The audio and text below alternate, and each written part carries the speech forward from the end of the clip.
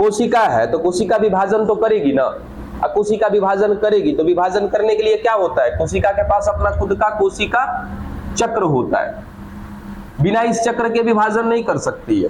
जैसे आप अपनी बात कर लो, क्या हम किसी को जन्म दे सकते हैं, अपनी जनसंख्या बढ़ा सकते हैं? बिल्कुल बढ़ा सकते हैं, ठीक है, लेकिन उसके लिए हमारा जीवन चक्र जिम्मेदार होगा। भले हम जीवन चक्र के बारे में सोचते नहीं है, लेकिन यदि हम जनसंख्या बढ़ा रहे हैं उसके पीछे लॉजिक किसका आएगा, जीवन चक्र का आएगा। पहले हमारी बचपन की अवस्था होगी, बचपन की अवस्था पार करेंगे तब क्या आएगा, फिर एडल्ट फेज आएगा। एडल्ट फेज क्या होता है, आपको पढ़ा रखा है कि 10 से 12 की उम्र जो होती है मादाओं के लिए होती है, महिलाओं के लिए होती है। अब 12 से 14 का जो उम्र होता है किसके लिए, एक नर के लिए, परिपक्वता के लिए। अब परिपक्वता ये नहीं बताता है कि उसका शरीर परिपक्व हो गया, वो परिपक्वता ये बताता है कि उस जीव के शरीर में, चाहे वो नर हो या मादा हो, उसके अंदर एक ऐसी कोशिका बनने लगेगी जो जनन करने में सहायता करे, ठीक है। फिर और मैच्योर होते हैं, 18-20 साल की उम्र में जाते हैं तो एक डाटा याद आता है, WHO ने भी कुछ कह रखा है, ठीक है, वर्ल्ड हेल्थ ऑर्गेनाइजेशन ने भी कुछ कह रखा है कि भाई साहब शादी करने की भी एक उम्र होनी चाहिए, ठीक है। लड़कियों के लिए 28 और लड़कों के लिए 21 का उम्र तय किया गया, वो भी अरे 28 बोल दिया, सॉरी, बड़ी टेंशन है तुमको, ठीक है। तो कुल सब कुछ देखने के बाद बातें नहीं, तब जाकर के कहीं ना कहीं क्या होता है भाई, शादी विवाह होती है एक उम्र के बाद, तब जाकर के फिर क्या होते हैं, जनसंख्या बढ़ती है, अपनी जनसंख्या बढ़ाते हैं लोग, जनन करते हैं, फिर एक उम्र आता है जिसको वृद्धावस्था कहते हैं। वैसे ही क्या कोशिका का भी एक चक्र होता है, बार बार आपको बताया कि कोशिका का जो ये चक्र होता है कुछ ऐसा, कई बार ये पढ़ा हुआ है आपका, G1 S G2, फिर केंद्रक का विभाजन और उसके बाद फिर कोशिका द्रव्य का विभाजन, तब जाकर के एक कोशिका से कितनी कोशिका बनेगी, 2 कोशिका बनेगी। मान लिया जाए कि ये वो कोशिका है, ठीक है, तो सबसे पहले ये क्या करेगी, जीवन है ना, जीवन को पार करेगी। जीवन में क्या होता है, सबसे ज्यादा वृद्धि होता है, यानी कि इसके शरीर का आकार, इसके कोशिका का आकार वगैरह जो भी बढ़ाना होगा वो कुछ समय तक किसमें बढ़ेगा, जीवन में। फिर अगली अवस्था जब ये कोशिका वृद्धि कर लेगी, आकार में क्या हो जाएगी, बड़ी हो जाएगी। अगली अवस्था क्या है, S। इस S में एक ही चीज मुख्य होता है और वो होता है रेप्लिकेशन। रेप्लिकेशन का मतलब क्या होता है हिंदी में, प्रतिकृति, ठीक है। अब ये कोशिका जीवन को पार कर चुकी है, अब अगली दफा क्या करेगा, ये प्रतिकृति करेगा। अब प्रतिकृति करेगा मतलब कि एक डीएनए से क्या बनाएगा, 2 डीएनए बनाएगा। कुल मिला जुला के कैसे बनेगा वो हम भूल जाते हैं अभी, क्योंकि अभी पढ़ाई नहीं है आपने कैसे बनेगा, सीधा सीधा कि ये अभी तक एक था, अब क्या हो गया, इसमें 2 डीएनए हो गया 2 डीएनए, ये पार हो गया क्या हमारा S। उसके बाद क्या आएगा, G2।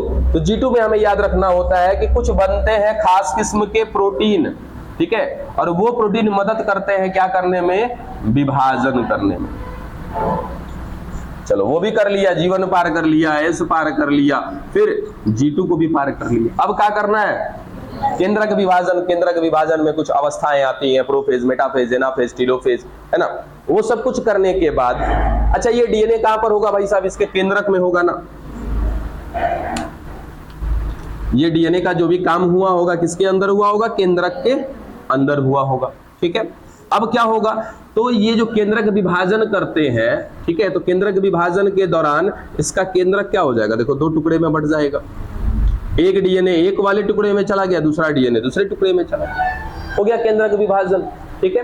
उसके बाद क्या हो जाएगा, कोशिका द्रव्य का विभाजन। जब कोशिका द्रव्य का विभाजन हो जाएगा तो यही एक कोशिका से कितनी कोशिका बन जाएगी, 2 कोशिका बन जाएगी। और दोनों कोशिका में क्या हो गया, देखो तो एक एक केंद्रक चला गया, क्या ये एक एक केंद्रक चला गया, एक एक केंद्रक में क्या दिख रहा है, एक एक डीएनए दिख रहा है। सिंपल तो बात समझ में आ रही है, यही क्या कहलाता है, प्रतिकृति कहलाता है, ठीक है। तो प्रतिकृति का मतलब सीधा सीधा कि भाई डीएनए की संख्या को बढ़ाना, जो डीएनए मिल रहा है उसको रेप्लिकेट करना, उसका एक जेरॉक्स कॉपी बनाना, नहीं बनाएगा तो अगली कोशिका में भेजेगा क्या, ठीक है। इससे पहले हमने आपसे सवाल पूछा कि क्या आपके अंदर डीएनए है, बिल्कुल, कहां से आया, माता पिता से आया। तब तो फिर माता पिता ने आपको अपना डीएनए दे दिया, तो आपके माता पिता के अंदर फिर डीएनए नहीं रह गया होगा? रहेगा, क्योंकि आपको देने से पहले माता पिता के कोशिकाओं में क्या हुआ होगा? डीएनए का रेप्लिकेशन हुआ होगा। एक कॉपी उनके पास रह गया और एक कॉपी आपके पास चला गया। बात समझ में आई? अच्छा, आप भी क्या करते हो, जैसे आपसे स्कूल में आधार कार्ड मांगा जाता है कि आधार कार्ड का लाके जमा कर देना डॉक्यूमेंट, तो क्या करते हो? आधार कार्ड उठा के दे देते हो? एक जेरॉक्स कॉपी करते हैं, क्योंकि भाई ओरिजिनल फाइल तो हमें रखना है ना? तो वैसे ही डीएनए क्या करेगा भाई? हमेशा अपना जेरॉक्स करेगा, जब भी काम आएगा जेरॉक्स करेगा, जेरॉक्स करके दे देगा और एक डाटा अपने पास रखा रहेगा। इसी बात को क्या कहते हैं? रेप्लिकेशन कहते हैं। अब बताओ, रेप्लिकेशन जरूरी है कि नहीं है? कब कब जरूरी है रेप्लिकेशन? बताओ, रेप्लिकेशन कब कब करना होगा? एक तो समझ में आ गया, कोशिका विभाजन जब होगा उस समय करना होगा। दूसरा कहीं पे करना होगा क्या?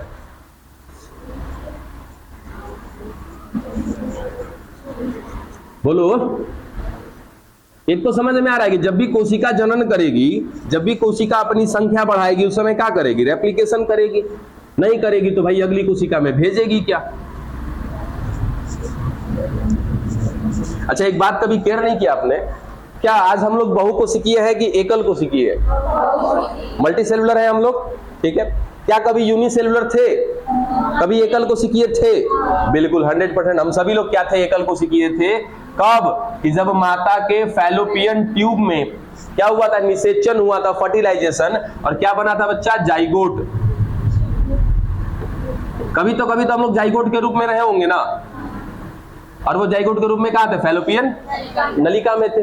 उस समय ये जाइगोट केवल एक कोशिका होती है, ठीक है। याद है, यहां से फिर क्लीवेज स्टार्ट होता है, विदलन स्टार्ट होता है, पढ़ा रहे सभी को, ठीक है। इस समय यहां पर कितने गुणसूत्र है? 46, ठीक है। 23 पिता से और 23 माता से।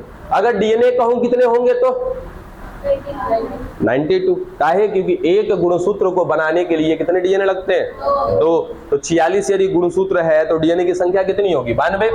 चलो यहाँ पे 92 है।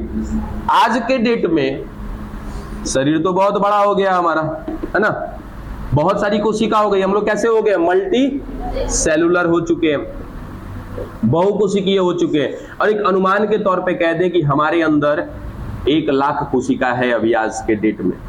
तो सोचो, 1 लाख कोशिका का निर्माण इसी कोशिका से हुआ है। कैसे हुआ है? विभाजन करके हुआ है। अब इस 1 लाख कोशिका के अंदर सभी में 92 डीएनए मिलेगा कि नहीं मिलेगा? है ना। अगर सोचो कि ये कोशिका अगर अपना जेरॉक्स कॉपी नहीं बनाती तो इस 1 लाख कोशिका में क्या भेजती? बात समझ में आया? तो भाई जेरॉक्स करना तो जरूरी है, रेप्लिकेशन करना तो जरूरी है। क्यों जरूरी है? क्योंकि सबसे पहला काम कि जो नई कोशिका बनेगी उस नई कोशिका में भी क्या भेजना है भाई? डीएनए भेजना है ना, आनुवांशिक पदार्थ को भेजना है, इसलिए रेप्लिकेशन करना जरूरी है। दूसरा रेप्लिकेशन बताओ काहे जरूरी है? किसी का दिमाग नहीं काम कर रहा। रेप्लिकेशन हम कर रहे हैं, ठीक है, तो रेप्लिकेशन करना क्यों जरूरी है? पहला बात तो हमें समझ में आएगी, सर कोशिका विभाजन यदि करेगी तो जो नई कोशिका बनेगी उसमें भेजना है डीएनए को, इसलिए रेप्लिकेशन करना जरूरी है। क्या और भी कोई कारण है रेप्लिकेशन करने का? अगर मेरे अंदर कोशिका विभाजन नहीं होगा तो रेप्लिकेशन नहीं होगा, या होगा? होगा तो कब होगा? एक निश्चित उम्र के बाद हमारे अंदर कोशिका विभाजन बंद हो जाता है, पता है कि नहीं पता है? तब फिर क्या कोशिका विभाजन दोबारा शुरू होता है हमारे अंदर? होता है। देखो, एक निश्चित उम्र के बाद हमारे अंदर कोशिका विभाजन बंद हो जाता है। नहीं अगर बंद होता है तो सोचो, छोटे से जब हम लोग थे उस समय से इतने बड़े हो गए, इतने बड़े हुए, मान लीजिए 20 साल का उम्र लग गया इतना बड़ा होने में। चलो आपकी उम्र के हिसाब से बात करें तो 15 साल 16 साल लग गया इतना शरीर बड़ा होने में। 15-16 साल के बाद तो और डबल साइज हो जाना चाहिए आपका, क्योंकि 15 साल में जब साइज इतना से इतना हो चुका है तो अगले 15 साल में तो डबल हो जाएगा ना। लेकिन होता है क्या? नहीं होता है। इसका मतलब कि कुछ उम्र जाने के बाद ये कोशिका विभाजन हमारे अंदर रुका है, ठीक है। और वो उम्र जो होता है ना, उसको नॉर्मली क्या होता है? 18-20। क्या डीएनए का इस्तेमाल हम आरएनए बनाने में करते हैं क्या? हम नहीं बनाते, ही ऑटोमेटिक काम होता है, ठीक है। तो हमारे डीएनए से क्या बनाया जाता है? आरएनए। ये आरएनए किसका सपोर्ट लेगा? राइबोसोम का सपोर्ट लेगा। और क्या बनाएगा? प्रोटीन बनाएगा। ये प्रोटीन हमारे बॉडी का क्या होता है? प्रोडक्ट होता है। और ये प्रोडक्ट आगे चल के बहुत सारी चीजें बनाता है, पता है, कई दफा आपको दोहरा रखा है हमने, ठीक है। अब सोचो कि किसी कोशिका में डीएनए मिल रहा है, अब वो सारा का सारा डीएनए यदि आरएनए में बदल जाए और वो आरएनए राइबोसोम के साथ मिल करके प्रोटीन बना दे, तब तो जिस कोशिका में डीएनए मिल रहा था उस कोशिका से ये डीएनए खत्म हो जाएगा। सोचो, उसी कोशिका के डीएनए ने क्या किया, आरएनए बनाया, वो आरएनए क्या किया, राइबोसोम की मदद से एक प्रक्रिया करेगा जिसका नाम होता है ट्रांसलेशन, हिंदी में बोलते हैं अनुवादन, और उस प्रक्रिया के बाद क्या कर देगा, ये प्रोटीन का निर्माण कर देगा, है ना। तब तो उस हिसाब से यहाँ का डीएनए खत्म हो गया, बिल्कुल खत्म हो जाएगा। लेकिन पहले यहाँ पे क्या होगा, रेप्लिकेशन होगा, पहले अपनी संख्या को डबल किया जाएगा और उसके बाद एक कॉपी को भेज दिया जाएगा आरएनए बनाने के लिए, एक कॉपी को रखा जाएगा संभाल करके, ताकि अगर वो नहीं रहेगा तो फिर इस कोशिका को चलाएगा कौन। बात समझ में आया? आपको याद है डायरेक्टर ऑफ द सेल, कोशिका का मालिक कौन, केंद्रक। डायरेक्टर ऑफ द सेल कौन होता है, न्यूक्लियस होता है, और उस न्यूक्लियस को ही हम डायरेक्टर ऑफ द सेल काहे कहते हैं, क्योंकि इसी के अंदर तो क्या होता है, डीएनए होता है, और डीएनए इसके अंदर है, इसीलिए ही क्या है, मालिक। कारण है ना कि भाई डीएनए माने क्या है, डाटा, पूरा का पूरा आपके शरीर का एक एक डाटा है इस डीएनए में, ठीक है। और उस डाटा को यूज करता है कौन, ये केंद्रक, और जैसे ही यूज करेगा ये पता कर लेगा सब कुछ कि किससे क्या काम करवाना है। जैसे एक बैंक मैनेजर है, एक होटल का मैनेजर है, वो वहां का मालिक है, काहे भाई, तो उसने अगर अपने होटल में अगर 50 स्टाफ रखे हैं ना, तो कुछ पूरे 50 स्टाफ का बायोडेटा उस मैनेजर के पास है, कौन क्या कर सकता है ना, कौन इंग्लिश में बात कर सकता है, कौन हिंदी बात कर सकता है, कौन किसको मैनेज कर सकता है, वो सब कुछ उसके पास है। उसको देख करके वो हर एक को काम पे लगाता है। एक स्कूल में प्रिंसिपल सबका मालिक होता है, रीजन उसको पता है कि ये टीचर 1 क्लास में जाके पढ़ा सकता है, ये टीचर 10th में पढ़ा सकता है, तो वो अपने अकॉर्डिंग सबको भेज रहा होता है, ठीक है। वैसे ही सारा डाटा किसके पास है, केंद्रक के पास, और डाटा के रूप में क्या है, डीएनए है, तो सब कुछ यहीं पे है, तो मालिक कौन हो जाएगा, केंद्रक, किससे क्या काम करवाना है। अब सोचो कि इसी का डीएनए खत्म हो गया, बन गया किसमें, आरएनए में, यहां से डाटा खत्म हो जाएगा, तो डाटा खत्म हो जाएगा, आगे क्या बन जाएगा, प्रोटीन। अब इस मालिक का कोई अस्तित्व रह जाएगा क्या, इस कोशिका का कोई अस्तित्व रह जाएगा क्या, नहीं ना।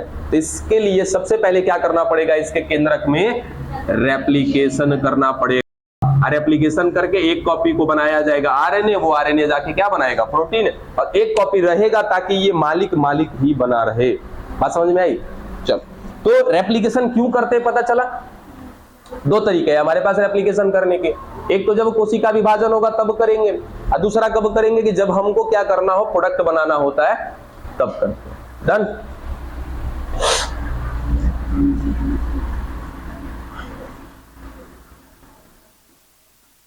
इस बार बड़ी मंद बुद्धि पहुंच गया है हमारे पास। अब आगे सुनना ध्यान से। तो ये सब कुछ कहानी तो चल ही रही है। हमने कहा था क्या कि जो आपके वाटसन है और क्रिक, बातें नहीं करो, पकड़े जाने के बाद बेइज्जती का पुरस्कार दिया जाएगा। अरे तुमको काहे देखेंगे बाबू, तुमसे कहाँ हमारा दुश्मनी है, तुम ऐसा काहे फील करती हो। अच्छा, ऐसा तो एक कहावत सुने हो, चोर के दाढ़ी में तिनका होता है। तो गलती नहीं कर रहे तो फिर काहे अपने ऊपर शक कर रहे हैं आप।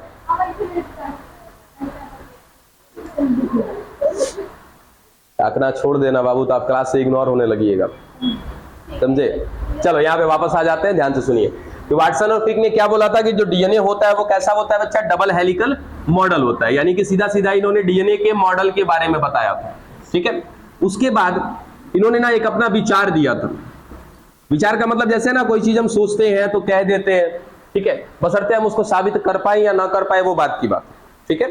तो इनका एक विचार था, वो विचार क्या था कि एक कोशिका है, इस कोशिका के अंदर मिल रहा है इसका केंद्रक, और इसके केंद्रक में क्या मिल रहा है, इसका डीएनए। इन्होंने कहा कि भाई डीएनए का रेप्लिकेशन तो होता है, ये बात तो साबित हो चुका है, ठीक है, लेकिन जो रेप्लिकेशन होता है ना, वो रेप्लिकेशन कैसा है, सेमी कंजर्वेटिव है।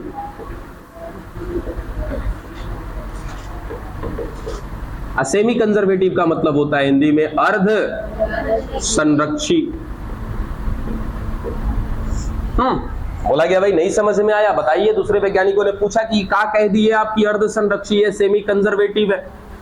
तो इन्होंने क्या बताया कि भाई साहब ये जो डीएनए है इसको बाहर बनाते हैं थोड़ा सा सीधा करके, ये है वो डीएनए, ठीक है। और ये जो डीएनए है एक, यही क्या कर रहा है कि 2 डीएनए बना रहा है। लेकिन 2 डीएनए बनाने के लिए क्या किया जा रहा है, तो सबसे पहले इसके बीच उपस्थित हाइड्रोजन बॉन्ड को तोड़ा जा रहा है। हाइड्रोजन बॉन्ड यदि टूट जाएगा तो ये दोनों धागे क्या हो जाएंगे, अलग हो जाएंगे। अब कौन है जो हाइड्रोजन बॉन्ड तोड़ेगा, कैसे क्या कहानी होगी अभी कुछ पता नहीं है, बस इतना खाली लॉजिक दिया इन्होंने कि जो पुराना डीएनए है यही पुराना डीएनए खुल रहा है। इसके दोनों धागे जो अभी तक जुड़े थे किससे, हाइड्रोजन बॉन्ड से, ये हाइड्रोजन बॉन्ड इनका खुल गया तो दोनों धागे क्या हो गए, अलग हो गए। और इनके दोनों के दोनों धागों पर एक नया डीएनए का धागा बन रहा है ऐसे। इसी तरीके से क्या हो रहे हैं, रेप्लिकेशन कर रहे हैं। यही प्रक्रिया है रेप्लिकेशन का। ये इन्होंने अपना विचार दे दिया, बोला गया भाई साबित करिए। लेकिन कौन, वाटसन और क्रिक साबित नहीं कर पाए। हाँ, इतना इन्होंने कह दिया कि जो डीएनए की प्रतिकृति हो रही है, जो इसका 2 बन रहा है प्रकार, वो कैसा होगा, अर्ध संरक्षी होगा। और अर्ध संरक्षी का मतलब होता है कि ये देखो, ये रहा कौन सा, पुराना वाला डीएनए। तो पुराना वाला डीएनए का एक धागा नए वाले में है और दूसरे में भी क्या मिल रहा है, एक धागा मिल रहा है। यानी कि हम ऐसा कह सकते हैं ना कि ये जो नया डीएनए बना है वो बना है नया डीएनए, ठीक है, लेकिन इसका आधा हिस्सा किसका है, पुराने वाले डीएनए का है, अभी भी यहाँ पे संरक्षित रूप से पड़ा हुआ है। इसलिए कहते हैं कि डीएनए की जो प्रतिकृति होगी वो कैसी होगी, अर्ध संरक्षी होगी, सेमी कंजर्वेटिव होगी। बात समझ में आई। तो ये कथन दिया था वाटसन और क्रिक ने, लेकिन साबित ये नहीं कर पाए थे। तो नहीं कर पाए थे तो इसको साबित किसने किया था, मिचेल्सन और स्टॉल ने साबित किया था। कैसे साबित किया था, आइए देखते हैं।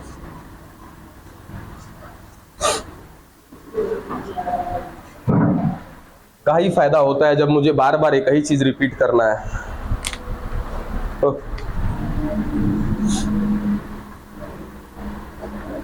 क्या पढ़ने जा रहे हैं कि जो डीएनए की प्रतिकृति है,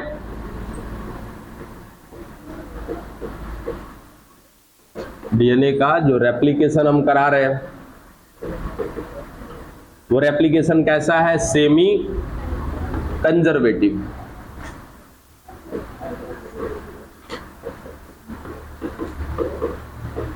अर्धसंरक्षी प्रकार का होगा,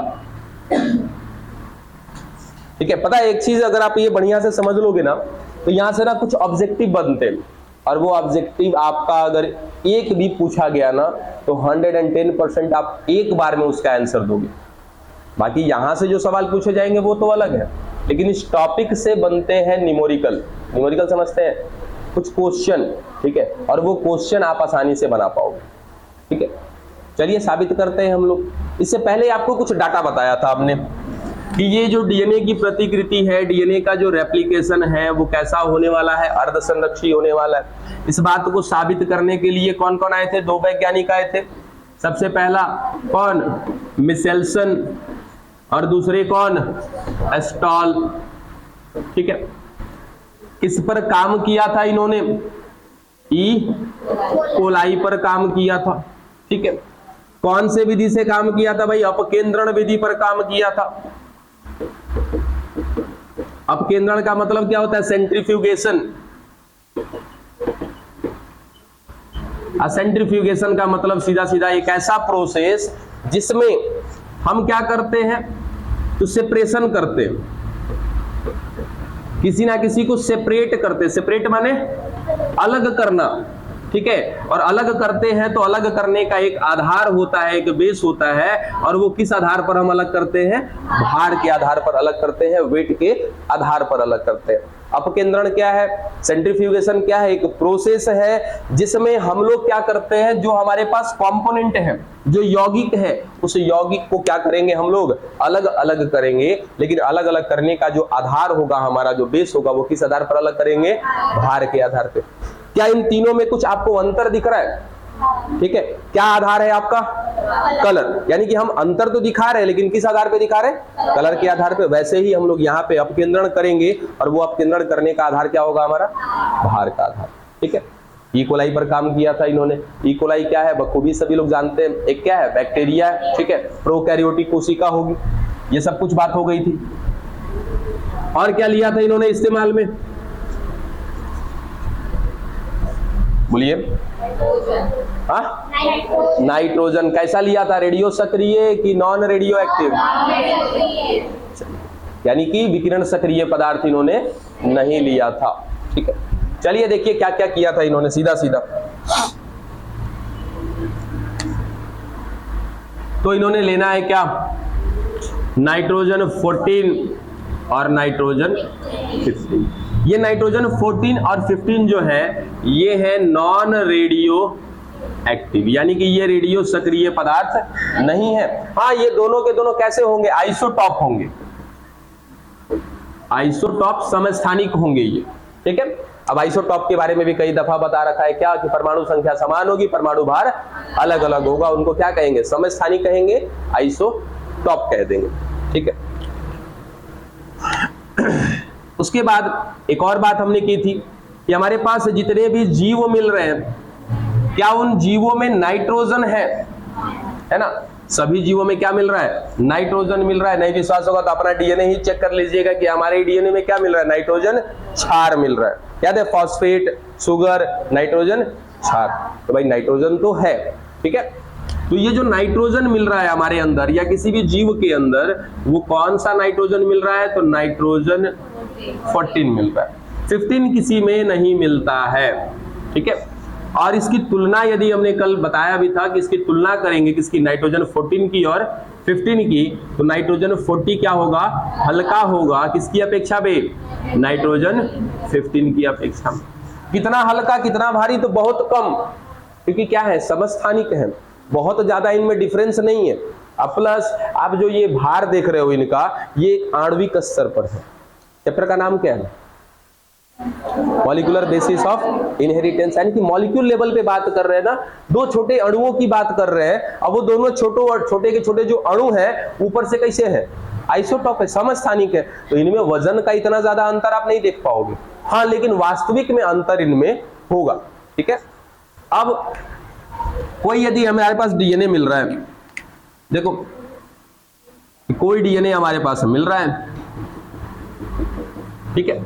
अब इसे डीएनए की मैं बात करूंगा कि इसके डीएनए में कौन सा नाइट्रोजन मिल रहा होगा, तो नाइट्रोजन 14 इस वाले धागे में भी और नाइट्रोजन 14 दूसरे वाले धागे में भी मिल रहा होगा, ठीक है। एक और डीएनए लेते हैं हम लोग,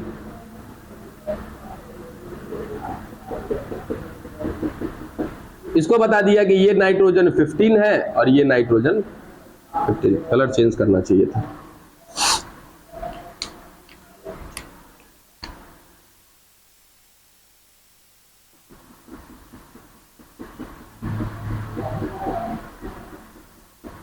चलो, यानी कि एक ऐसा डीएनए जिसमें नाइट्रोजन 14 मिल रहा है, एक ऐसा डीएनए जिसमें नाइट्रोजन 15 मिल रहा है, ठीक है। एक और बना सकते हैं, इन दोनों का मिक्सचर बना सकते हैं।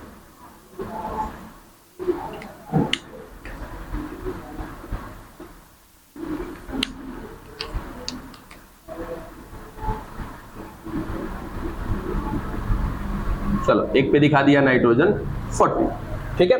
तो ये तीन तरीके से मिल सकता है, एक को कहा नाइट्रोजन 14, दूसरा नाइट्रोजन 15, तीसरा क्या है, तो दोनों का मिक्सचर है, ठीक है। अब यदि इन तीनों को एक साथ किसी घोल में डाल दिया जाए, अच्छा घोल की जैसे ही बात किया था, एक वर्ड बताया था आपको, प्रवणता, ठीक है। प्रवणता का इंग्लिश क्या बताया था, यह बात है कि तुम्हारे ऊपर ताकते हैं और कोनो बात ना है। प्रवणता को इंग्लिश में क्या कहते हो, अच्छा लास्ट तक याद आएगा बताएंगे, ठीक है। प्रवणता का मतलब क्या होने वाला है, यहाँ पे घनत्व में अंतर, घनत्व में अंतर, डिफरेंस बिटवीन डेंसिटी, अगर क्या होता ना कि पानी के अंदर ये सब कुछ किया जाता, अगर सेंट्रीफ्यूगेशन करना है हमको, इन तीनों को डाल करके और भार के आधार पे देखना है कि कौन कितना भारी है, और हमको बखूबी पता है कि सबसे हल्का कौन होता है N14, उससे ज्यादा भारी कौन होगा N15 होगा। ठीक है, अब इन तीनों को उठा करके एक मिक्सचर में डालना है और वो मिक्सचर के अंदर क्या होना चाहिए, हमारे पास एक माध्यम होना चाहिए। और वो जो माध्यम लिया था, वो माध्यम क्या लिया था भाई, सीजियम क्लोराइड। किसी के पास पुराना वाला एनसीईआरटी होगा तो वहां पे देखिएगा सोडियम क्लोराइड दे रखा है, सही कर लीजिएगा उसको। अगर पुरानी वाली एनसीईआरटी होगी तो वहां पे NaCl दे रखा होगा। ठीक है, सही कर लीजिएगा उसको, सीजियम क्लोराइड कर लीजिएगा। अगर है तो आराम से छोड़ दो, बाद में देख लेना घर पे। ठीक है, चलो, तो यहाँ पे जो माध्यम लेने वाले हम लोग क्या लेने वाले हैं बच्चा, सीजियम क्लोराइड लेने वाले। काहे, ये भी कल बताया था कि सीजियम क्लोराइड में ये जो डिफरेंस मिलता है किसके बीच में, घनत्व के बीच में, वो क्या होता है, ज्यादा होता है। ठीक है, तो इनका घनत्व सबसे ज्यादा दिखाई देगा नीचे की ओर, यानी कि नीचे सबसे ज्यादा ये सघन होंगे और ऊपर क्या होंगे, कम सघन होंगे। यानी कि ऊपर इनका घनत्व क्या है, कम है, नीचे इनका घनत्व क्या है, ज्यादा है। ठीक है, हम चाहते तो ये काम हम पानी के अंदर भी कर सकते हैं। इन तीनों को पानी में एक साथ डाल करके और इनको वजन के हिसाब से हम क्या करा देंगे, अपकेंद्रण करा देंगे। अपकेंद्रण बताया ना, एक ऐसी प्रक्रिया जिसमें हम गोल गोल घुमाएंगे और गोल गोल घुमाने के बाद जो सबसे ज्यादा भारी होगा वो नीचे होगा और जो सबसे कम भारी होगा, मतलब जो हल्का होगा, वो कहाँ रह जाएगा, ऊपर रह जाएगा। उसी को कहते हैं क्या हम लोग, अपकेंद्रण। और अपकेंद्रण जो होता है वो होता है किस आधार पे, भार के आधार पे। ठीक है, कभी लावा देखे हो, लावा खाने वाला, ठीक है, दूध में कभी डाल के खाया, हाँ जी लावा, अरे मखाना, हाँ मखाना। ठीक है, तो नॉर्मली क्या होता है ना कि काजू किशमिश और मखाना वगैरह डाल के कभी दूध में पी लेते हैं, क्या होता है, काजू किशमिश नीचे डूब जाएगा, मखाना ऊपर रह जाएगा। कारण क्या है भाई, उसका वजन क्या है, हल्का है। जो भारी है वो पेंदी में चला गया और जो हल्का है वो ऊपर रह गया। ठीक ऐसी ही कहानी यहाँ पे होने वाली है। तो हम यहाँ पे पानी का इस्तेमाल कर सकते थे, लेकिन पानी में प्रवणता यानी कि जो डिफरेंस होता है किसका, घनत्व का, डेंसिटी का, वो क्या होता है, बहुत कम होता है। और जबकि सीजियम क्लोराइड का क्या होगा, बहुत ज्यादा होगा। इसीलिए हम किसका इस्तेमाल करने वाले हैं, सीजियम क्लोराइड का। तीनों को उठाया, उठा के उसके अंदर डाल दिया। उसके बाद क्या करेंगे, सेंट्रीफ्यूगेशन कर लेंगे। सेंट्रीफ्यूगेशन का मतलब अपकेंद्रण कर लेंगे। इसको एक मशीन में डाल करके गोल गोल गोल गोल घुमा दिया जाएगा। और गोल गोल यदि घुमा दिया आपने तो क्या हो जाएगा, जो सबसे ज्यादा भारी होगा वो कहाँ चला जाएगा, नीचे। जो सबसे कम भारी होगा यानी कि जो हल्का होगा वो कहाँ मिलेगा, ऊपर। और जो बीच वाला होगा, बीच वाला कौन है, ये मिक्सचर, ये कहाँ मिलेगा, बीच में मिलेगा। तो हमने क्या कर दिया, भार के आधार पे तीनों को सेटल कर दिया कि नहीं कर दिया। जो सबसे ज्यादा हल्का वो ऊपर, जो सबसे ज्यादा भारी वो नीचे, और जो मीडियम है वो कहाँ रह जाएगा, बीच में रह जाएगा। इस तरीके से काम किया जा सकता है। इसी मेथड का इस्तेमाल किया था किसने, वेसेल्सन और स्टॉल ने, इस बात को साबित करने के लिए कि जो डीएनए होते हैं वो कैसे होते हैं, अर्ध संरक्षी होते हैं। पहले एक ऐसा डीएनए बनाया। एक ऐसा डीएनए बनाना क्या है, एक ऐसा डीएनए तो ऑलरेडी मिलेगा 14 वाला, ठीक है। इसको पहले लेकर के डालते हैं सिंगल, देखना समझने की कोशिश करिएगा। सिंगल पहले डाला हमने N14, ठीक है। सेंट्रीफ्यूगेशन किया, बताओ कहां पे मिलेगा, ऊपर, ठीक है। तो क्लियर हो गया कि हमेशा N14 कहां मिलेगा, ऊपर मिलेगा। फिर एक ऐसा डीएनए तैयार कराया। अब डीएनए हम तैयार करा सकते हैं अपने मन मुताबिक, पता है ना। उसके माध्यम में क्या डाल देंगे, नाइट्रोजन 15 डाल देंगे, तो वो क्या हो जाएगा, नाइट्रोजन 50 वाला डीएनए बन जाएगा। तो एक ऐसा डीएनए तैयार किया जो कैसा था, नाइट्रोजन 15। इसको जब अकेले डाला गया और सेंट्रीफ्यूगेशन कराया गया तो ये कहां रह गया, पेनी में रह गया, नीचे रह गया। इसका मतलब दूसरा डेटा नोट कर लिया, जो नाइट्रोजन 15 वाला है वो कहां जाएगा, पेंदी में जाएगा। फिर एक ऐसा डीएनए तैयार कराया जिसमें दोनों का दोनों था। इसको जब डाला गया तो ये बीच में अटक गया। तो तीनों का डेटा उन्होंने क्या कर दिया, लिख दिया। ऊपर रहा तो नाइट्रोजन 14, नीचे रहा तो नाइट्रोजन 15, अब बीच में रहा तो दोनों का मिक्सचर है, ठीक है। चल क्लियर है यहां तक, मिटा दें।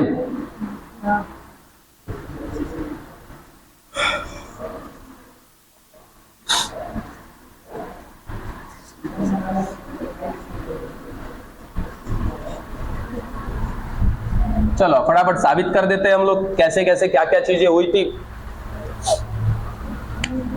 एक माध्यम ले लिया, ठीक है।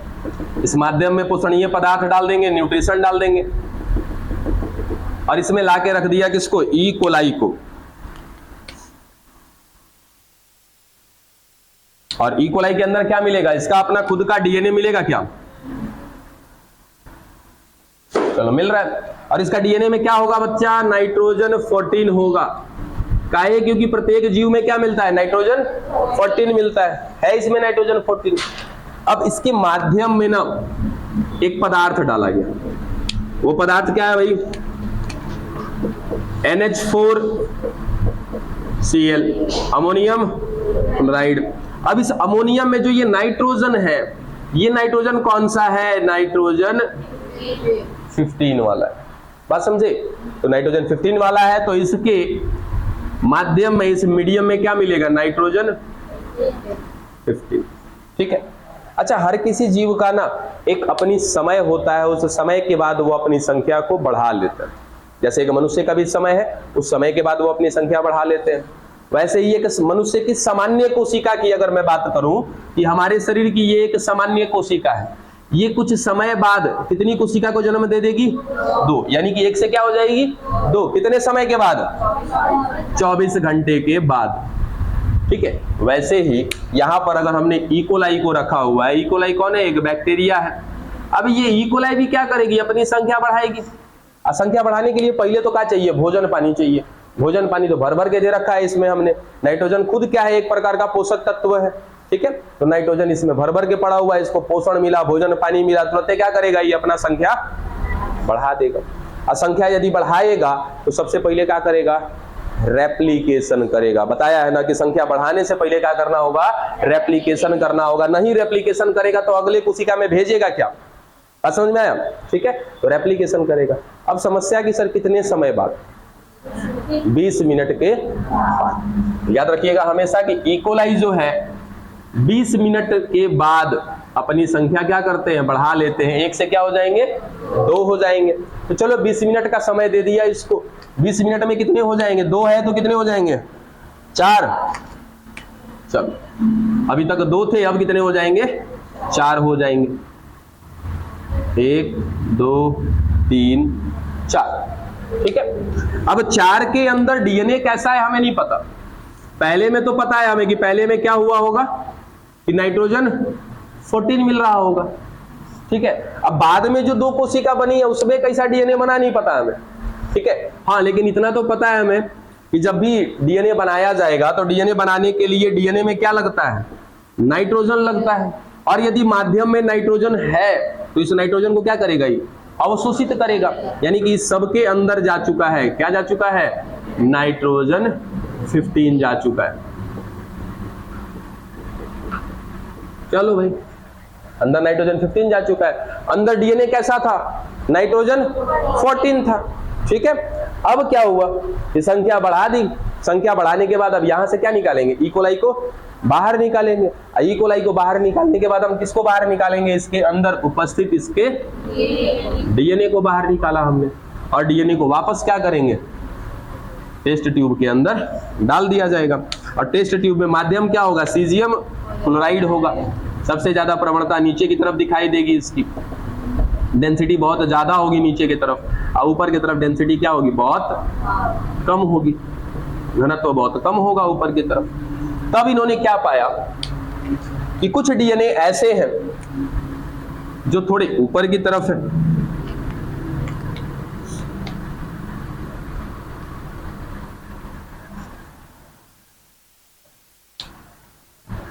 सॉरी, अगर 20 मिनट के बाद देखेंगे तो सारे के सारे डीएनए कहां पर मिल रहे थे, बीच में मिल रहे थे, ठीक है। ऊपर नीचे कुछ नहीं मिलेगा, सारा का सारा कहां मिलेगा, बीच में मिलेगा, ठीक है। अब बीच में कौन था, आपको याद है क्या, कि जो नाइट्रोजन 14 भी रखा है और नाइट्रोजन 15 भी रखा है। तो यहीं से क्या अनुमान निकल गया कि जो वहां पे डीएनए बने हैं नए वाले, तो नए वाले जो डीएनए बने हैं ना, तो इसमें एक होगा नाइट्रोजन 14 और दूसरे पर आ गया होगा नाइट्रोजन 15। इसीलिए ये कहां पर अटक रहे हैं, बीच में, ठीक है। और एक पे नाइट्रोजन 14 और दूसरे पे नाइट्रोजन 50 कैसे हो सकता है, तब इन्होंने डेटा जब एनालिसिस करके देखा तब इनको पता चला कुछ ऐसा कि पहले का डीएनए कैसा, नाइट्रोजन 14 नाइट्रोजन 14, और जो यहाँ बीच में अटक रहे हैं इसका मतलब क्या है, नाइट्रोजन 14 और 15 दोनों वाले हैं। और ऐसा तो तभी संभव है कि जब ये धागा टूट जाए और इस धागे पर क्या आ जाए, एक नया धागा आ जाए, और नया धागा आएगा तो नए धागे में क्या आएगा, नाइट्रोजन आएगा, और वो नाइट्रोजन कौन सा आपने डाल रखा है, 15 डाल रखा है। इसका मतलब कि कुछ ऐसा हुआ है, ठीक है। एक धागा हो गया है नाइट्रोजन 14, दूसरा धागा है क्या, नाइट्रोजन 15, यानी कि नया डीएनए पर अभी भी पुराना वाला डाटा मिल रहा है, पुराना वाला धागा मिल रहा है। इसी बात को कहे थे अर्ध संरक्षी कहे थे। यही बात साबित किया था मिशेल्सन और स्टॉल ने। बातें पल्ले पड़ी सभी को? ना समझ में आया बबुआ फिर से बोल देना, फिर से समझाएंगे।